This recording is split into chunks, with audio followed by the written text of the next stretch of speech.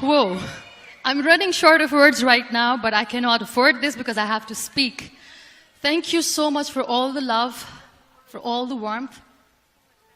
Thank you for accepting me. Thank you very much.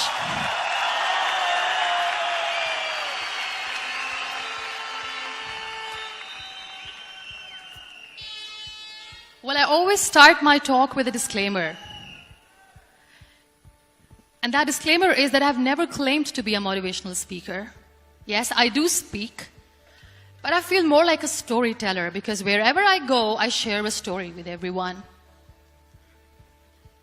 Well, it is a story of a woman whose perfectly imperfect life made her who and what she is today. It's the story of a woman who, in pursuit of her dreams and aspirations, made other people realize that if you think that your life is hard and you're giving up on that because you think your life is unfair, think again. Because when you think that way, you are being unfair to your own self. It's the story of a woman who made people realize that sometimes problems are not too big. We are too small because we cannot handle them.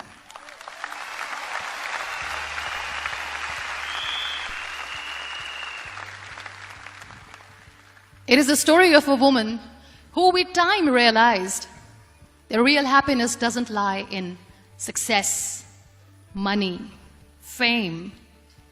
It lies within. Real happiness lies in gratitude. So I am here and I'm going to share the story of that woman. That is my story. The story of gratitude.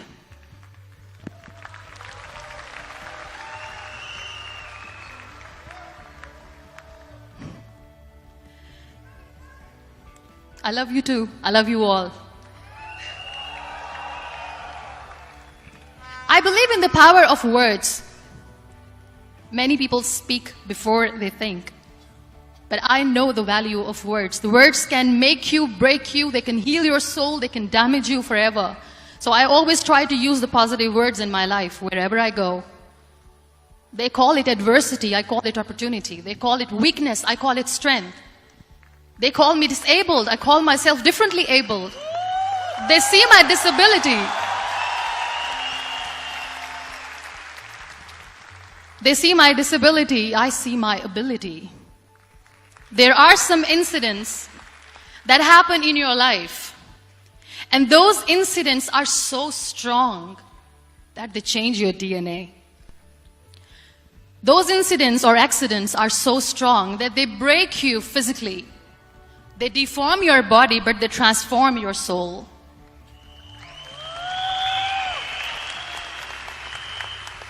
Those incidents break you, deform you, but they mold you into the best version of you. And the same thing happened to me. And I'm going to share what exactly happened to me. I was 18 years old when I got married. And this thing I'm sharing for the very first time on an international level. I was 18 years old when I got married. I belonged to a very conservative family, a Baloch family, where good daughters never say no to their parents. My father wanted me to get married. And all I said was, if that makes you happy, I'll say yes. And of course, it was never a happy marriage. Just about after 2 years of getting married, about 9 years ago, I met a car accident. Somehow my husband fell asleep and the car fell in the ditch. He managed to jump out, saved himself. I'm happy for him. But I stayed inside the car and I sustained a lot of injuries. The list is a bit long. Don't get scared. I'm perfectly fine now. Radius ulna of my right arm were fractured. The wrist was fractured. Shoulder bone and collarbone were fractured. My whole rib cage got fractured. And because of the rib cage injury, lungs and liver were badly injured. I couldn't breathe. I lost urinary bowel control. That's why I have to wear the bag wherever I go. But that injury that changed me and my life completely as a person and my perception towards living my life was the spine injury. 3 vertebrae of my backbone were completely crushed, and I got paralyzed for the rest of my life. So this accident took place in a far-flung area in the outskirts of a very small province, Balochistan, where there was no first aid, no hospital, no ambulance. I was in the middle of nowhere in that toppled car. Many people came to rescue. They gave me CPR. They dragged me out of the car. And while they were dragging me out, I got the complete transection of my spinal cord. And now there was this debate going on. Should we keep it here? She's going to die. Where should we go? There is no ambulance. There was this 4-wheeler Jeep standing in the corner of the street. They said, put her in the back of the Jeep and take her to the hospital, which is 3 hours away from this place. And I still remember that bumpy ride. I was all broken. They threw me at the back of the Jeep and they rushed me to the hospital. That is where I realized that my half body was fractured and half was paralyzed. I finally ended up in a hospital where I stayed for 2.5 months. I underwent multiple surgeries. Doctors have put a lot of titanium in my arm. There's a lot of titanium at my back to fix my back. That's why people in Pakistan call me the Iron Lady of Pakistan.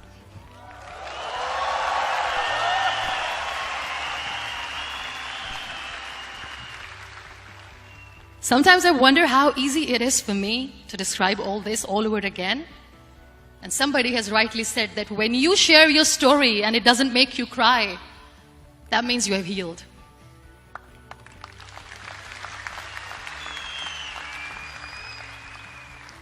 Those 2.5 months in the hospital were dreadful. I will not make up stories just to inspire you. I was at the verge of despair.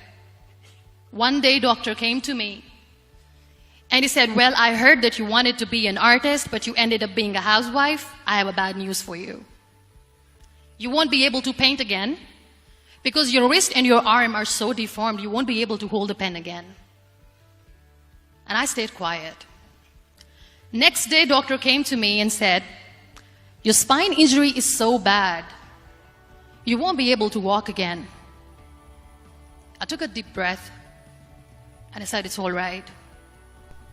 The very next day, doctor came to me and said, because of your spine injury and the fixation that you have in your back, you won't be able to give birth to a child again. That day, I was devastated. I still remember, I asked my mother, why me? And that is where I started to question my existence. Why am I even alive? What's the point of living? I cannot walk, I cannot paint, fine. I cannot be a mother. And we have this thing in our heads, being women, that we are incomplete without having children. I am going to be an incomplete woman for the rest of my life. What's the point? People are scared. They think I will get divorced.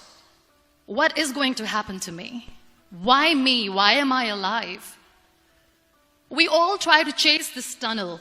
We all do this because we see light in the end of the tunnel, which keeps us going. My dear friends, in my situation, there was a tunnel that I had to roll on, but there was no light. And that is where I realized that the words have the power to heal the soul. My mother said to me, this too shall pass. God has a greater plan for you. I don't know what it is, but He surely has.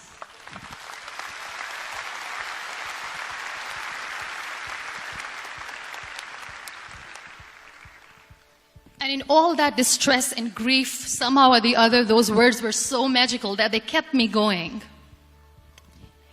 I was trying to put that smile on my face all the time, was hiding. It was so hard to hide the pain, which was there.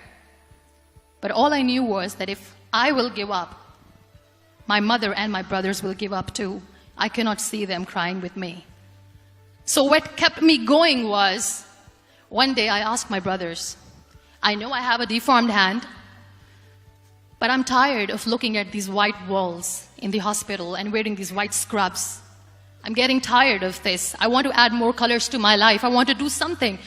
Bring me some colors. Bring me some small canvas. I want to paint. So the very first painting I made was on my deathbed, where I painted for the very first time. It was not just an art piece or just my passion. It was my therapy. What an amazing therapy it was. Without uttering a single word, I could paint my heart out. I could share my story. People used to come and say, what lovely painting. So much color. Nobody could see the grief in it. Only I could. So that's how I spent 2.5 months in my hospital, crying, never complaining or whining, but painting. And then I was discharged, and I went back home. And I went back home, and I realized that I have developed a lot of pressure ulcers on my back and on my hip bone. I was unable to sit. There were a lot of infections in my body, a lot of allergies. So doctors wanted me to lie down on the bed straight for not 6 months, for not 1 year, for 2 years. I was bedridden, confined in that one room, looking outside the window, listening to the birds chirping, and thinking maybe there will be a time when we'll be going out with the family and enjoying the nature. That was the time where I realized how lucky people are, but they don't realize. That is the time where I realized that the day I'm going to sit, I'm going to share this pain with everyone to make them realize how blessed they are, and they don't even consider them lucky. There are always turning points in your life. There was a rebirth day that I celebrated. After 2 years and 2.5 months, when I was able to sit on a wheelchair, that was the day when I had the rebirth. I was a completely different person. I still remember the day I sat on the wheelchair for the first time, knowing that I'm never going to leave this, knowing that I won't be able to walk for the rest of my life.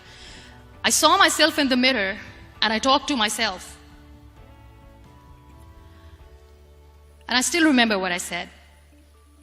I cannot wait for a miracle to come and make me walk. I cannot sit in the corner of the room crying, cribbing, and begging for mercy because nobody has time. So I have to accept myself the way I am. The sooner the better. So I applied the lip color for the first time.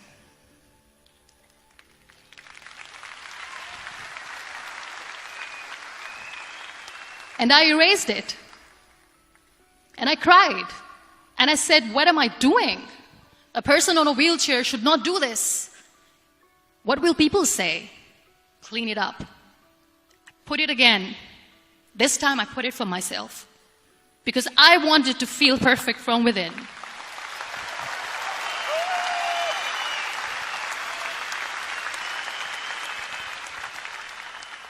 And that day I decided that I'm going to live life for myself. I am not going to be that perfect person for someone. I am just going to take this moment and I will make it perfect for myself. And you know how it all began? That day I decided that I'm going to fight my fears. We all have fears. Fear of unknown, fear of known, fear of losing people, fear of losing health, money. We want to excel in career, we want to become famous, we want to get money. We are scared all the time. So I wrote down one by one all those fears. And I decided that I'm going to overcome these fears one at a time. You know what was my biggest fear? Divorce. I couldn't stand this word. I was trying to cling on to this person who didn't want me anymore, but I said no. I have to make it work. But the day I decided that this is nothing but my fear, I liberated myself by setting him free. And I made myself emotionally so strong that the day I got the news that he's getting married, I sent him a text that I'm so happy for you and I wish you all the best. And he knows that I pray for him today.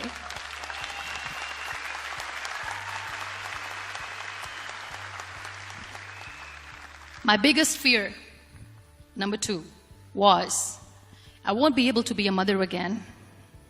And that was quite devastating for me. But then I realized there are so many children in the world, all they want is acceptance. So there is no point of crying, just go and adopt one. And that's what I did.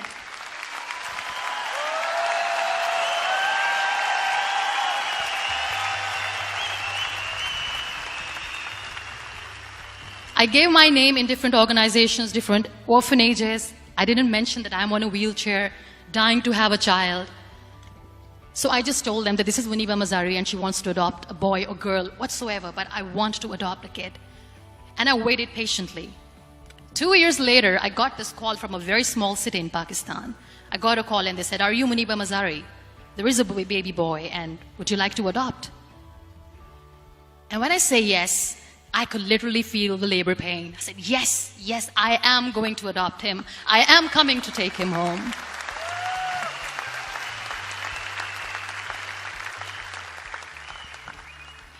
And when I reached there, the man was sitting and he was looking at me from head to toe.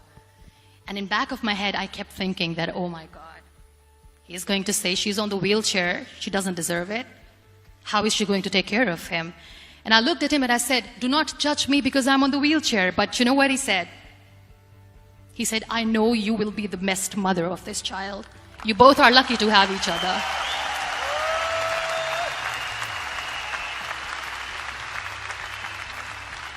And that day, I was 2 days old, and today he's 6.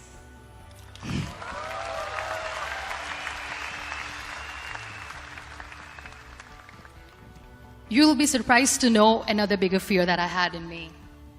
It was facing people. I used to hide myself from people. When I was on bed for 2 years, I used to keep the door closed. I used to pretend that I'm not going to meet anyone, tell them that I'm sleeping. You know why? Because I couldn't stand that sympathy that they had for me. They used to treat me like a patient. When I used to smile, they used to look at me and say that, "You're smiling, are you okay?" I was tired of this question being asked, "Are you sick?" Well, a lady yesterday at the airport asked me, "Are you sick?" And I said, well, besides the spinal cord injury, I'm fine, I guess.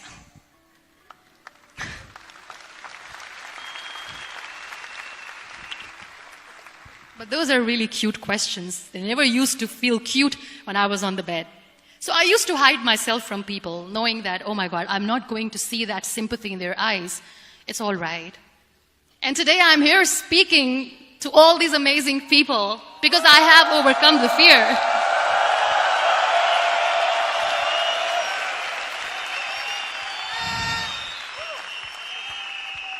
You know, when you end up being on the wheelchair, what's the most painful thing? That's another fear that people on the wheelchair or the people who are differently abled have in their hearts, but they never share. I'll share that with you. The lack of acceptance. People think that they will not be accepted by the people because we, in the world of perfect people, are imperfects.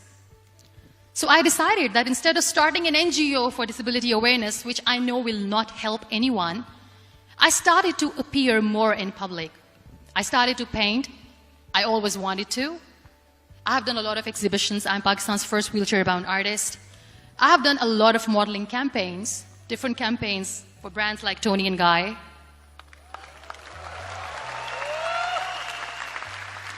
I have done some really funny, breaking the barriers kind of modeling. There was this one by the name Clown Town where I became a clown because I know that clowns have hearts too. And then I also decided that if I really want to make the difference, I am not going to let people use me for their polio campaigns where they will make you a victim and an emblem of misery and mercy and will say that, you know what, give polio drops to your children or they'll become like this girl. I decided that I'm going to join the national TV of Pakistan as an anchor person. And I've been doing a lot of shows for the last 3 years.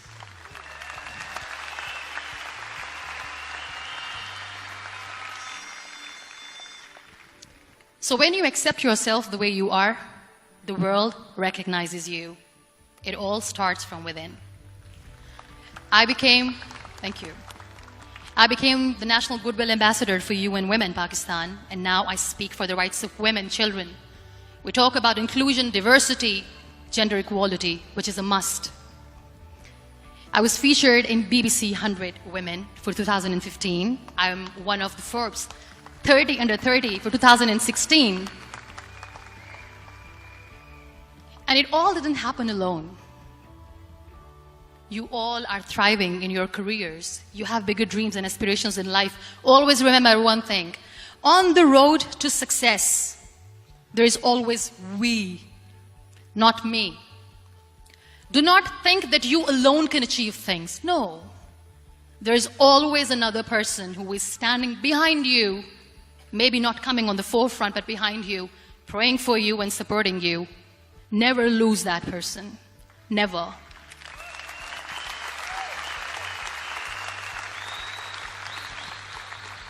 No matter how much I say that I couldn't find a hero, so I became one, I still want to recognize those 3 people in my life who literally changed my life completely, and I get inspiration from them every single day. Waleed Khan. Many people know about the terrorist attacks in Pakistan. We have lost many people. And I'm sharing this with a very heavy heart because we actually have lost a lot of people in this huge turmoil of terrorism. These people are barbarians. They do not see people. They're even worse than animals. They have killed people in mosques. They have killed people in churches, temples, even in schools. There was this terrorist attack in Army Public School, Peshawar, where these terrorists entered in an examination hall and they killed our children. And in that attack, that day, this beautiful boy, Waleed Khan, who was my hero, my real life hero, was the proctor who was taking care of the students, was keeping an eye on the students. Those barbarians shot him 3 times in the face, 5 times on his body, and he fell down. I was asked to give a talk in the school after a week of that terrorist attack. With a very heavy heart, I went there and I spoke. We sang a few national songs. I thought that maybe I've done my part, but deep inside, it was killing me. I could see children injured. I could see children sitting on the wheelchairs, looking at me, wondering, what next? What was our fault? Just because we were here to give examination, we have been shot. So many people, so many children lost their friends. Their classrooms were empty. The next day they went to the classroom. So this kid, Waleed Khan, I was asked that he is in a hospital right now, and you have to go and see him and motivate him and tell him that it's going to be okay. And when I saw Waleed Khan coming on the wheelchair for the first time in front of me, face was all deformed. His leg was fractured, his arm was fractured. He couldn't talk, he lost his teeth. He cannot sneeze, he cannot smell. He cannot eat. And I kept thinking, what should I say? That everything is going to be all right? No, nothing is all right. And while I was juggling with the words, what to say, what not to say, this beautiful child, Waleed Khan, came to me and he said, "Are you MUNIBA Mazari?" I said, "Yes." He said, "Baji, let's take a selfie."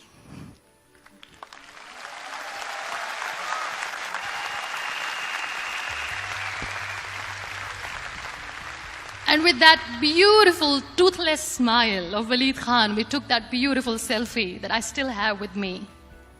I don't share that here because he was in a very bad shape that time. And that is where I realized that when I was thinking too much about his deformities, he's happy with himself. He doesn't even care.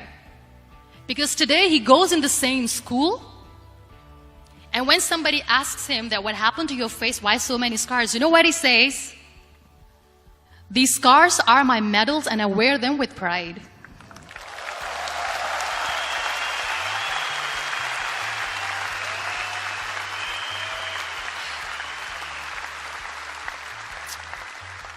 And how beautifully he says that terrorists wanted me not to study. I am going to study. I will become a doctor one day. And this is my way of taking revenge from those terrorists. Another real-life hero, of course, my son. His name is Nile, N-I-L-E, River Nile. I learned so much from this kid. The first and foremost thing is patience.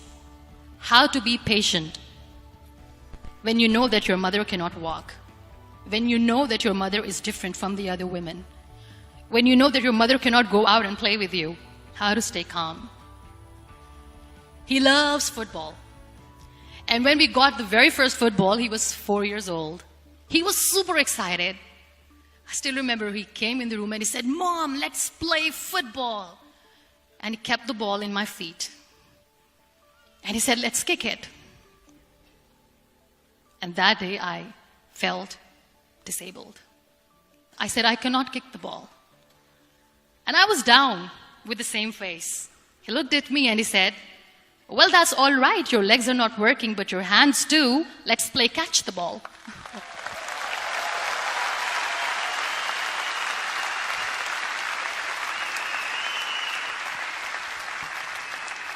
You know what? That day he made me realize that when you think your glass is half empty, come on, your glass is half full. It's all in here and here. Last but not least, the woman who made me realize that heroes have no gender. The woman who believed in me even when I was completely at the verge of despair, where everybody left, she was there. And every time I looked at her, without saying anything, she used to look at me and said, "This too shall pass. God has a bigger plan. And one day you will say that, oh my God, that is why God has chosen me." She never cried in front of me. She has always said that there will be haters, there will be naysayers, there will be disbelievers, and then there will be you proving them wrong. My mother.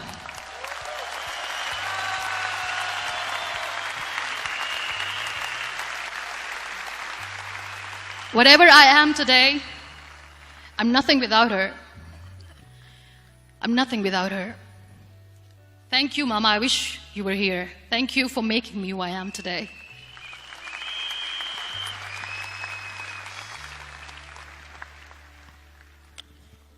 You know what? We human beings have a problem.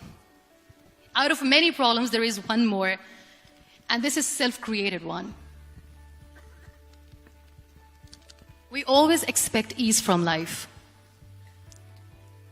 We have this amazing fantasy about life. This is how things should work. This is my plan. It should go as per my plan. If that doesn't happen, we give up. So my dear friends, let me tell you one thing. I never wanted to be on the wheelchair.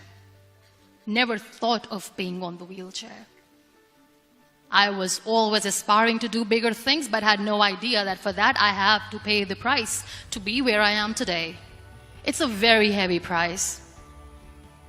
This life is a test and a trial, and tests or trials are never supposed to be easy. So when you are expecting ease from life, and life gives you lemons, then you make the lemonade, and then do not blame life for that, because you were expecting ease from a trial. Trials make you a stronger, better person. Life is a trial, and with time you realize that.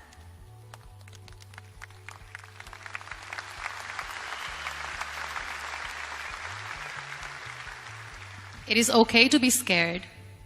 It is okay to cry. Everything is okay, but giving up should not be an option. They always say that failure is not an option. Failure should be an option, because when you fail, you get up, and then you fail, and then you get up, and that keeps you going. That's how humans are strong.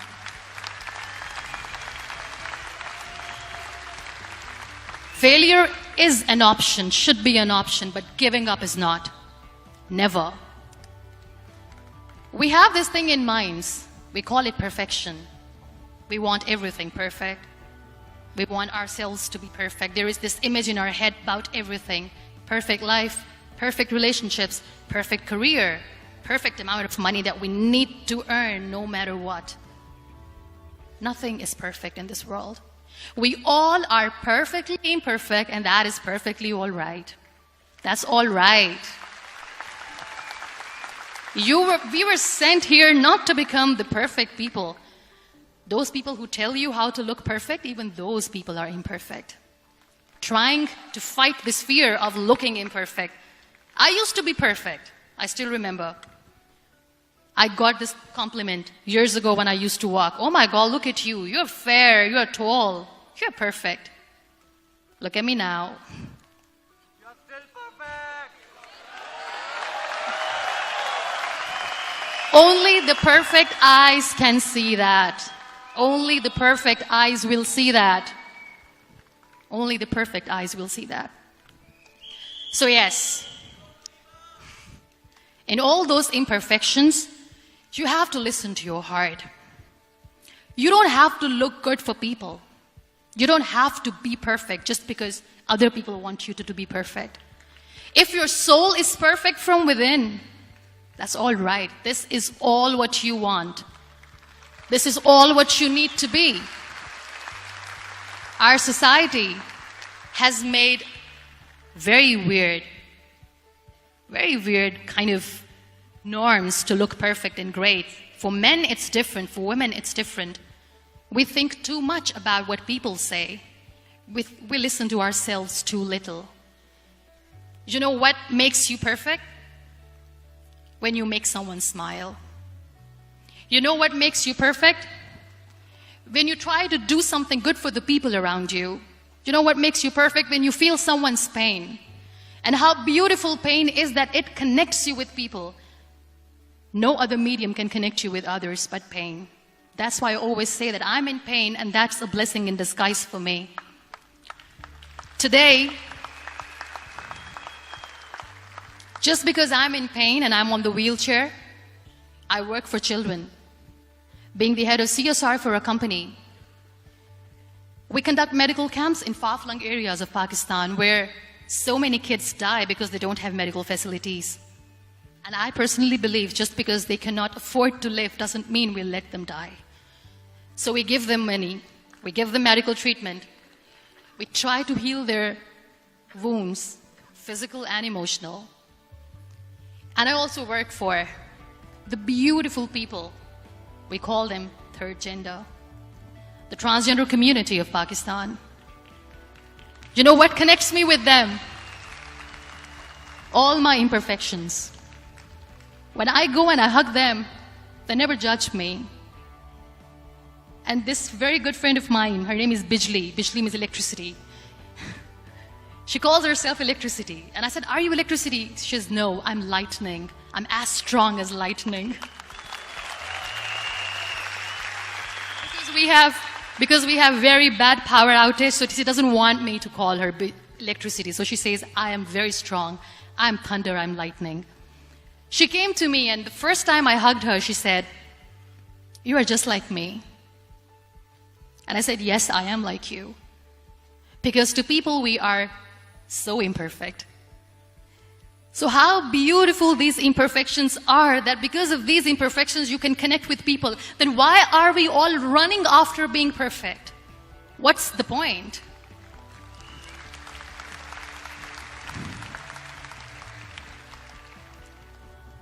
Every time I go in public, I always smile.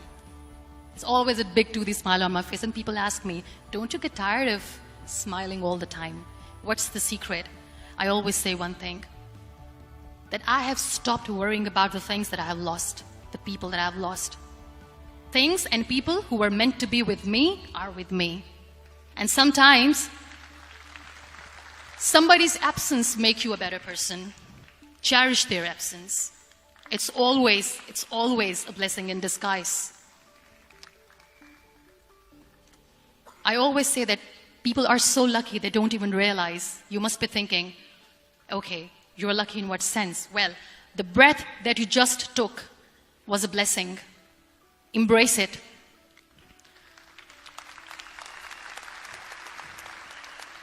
There are so many people in the world who are dreaming to live a life that you are living right now. You have no idea. Embrace each and every breath that you are taking. Celebrate your life. Live it. Don't die before your death. We all die.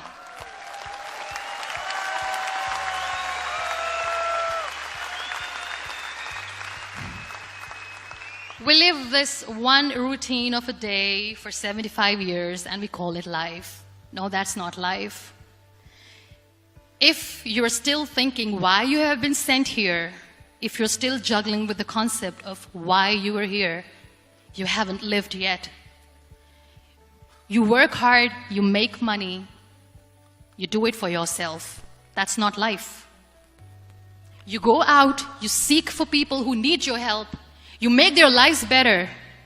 You become that sponge which can absorb all the negativity, and you become that person who can emit beautiful, positive vibes. And when you realize that you have changed someone's life, and because of you, this person didn't give up, that is the day when you live. Always.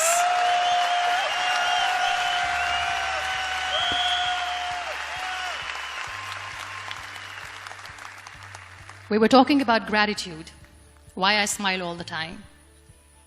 I cry all night when nobody sees me, because I'm a human and I have to keep the balance. And I smile all day because I know that if I will smile, I can make people smile. That keeps me going.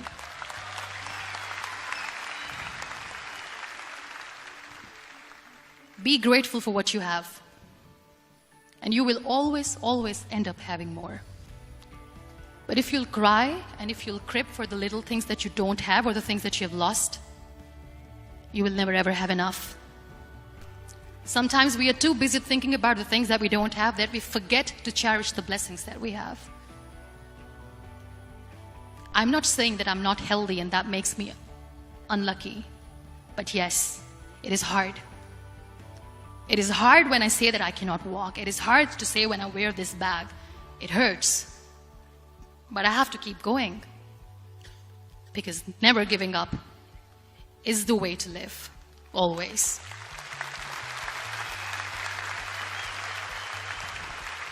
So I'll end my talk on a very short note. Live your life fully. Accept yourself the way you are. Be kind to yourself.